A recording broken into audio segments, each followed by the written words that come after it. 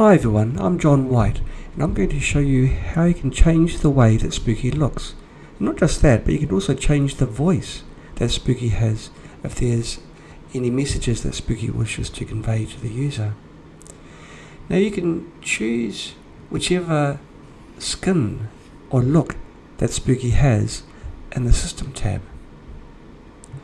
In the skin section here, you can choose any skin from quite a vast array of skins. Each one changes the way that Spooky looks in some subtle way.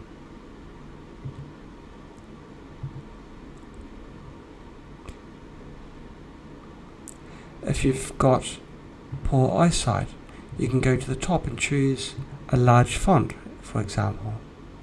And it means that all the writing is extra large and it's also extra dark. It makes it easier to read the various things. Of course, you can go to very small font sizes as well, if you want to show off and show how good your eyesight is. You can also change the way that Spooky sounds. You can change from a Paul voice to Mike. Hi, my name is Mike. Audrey. Hi, my name is Audrey.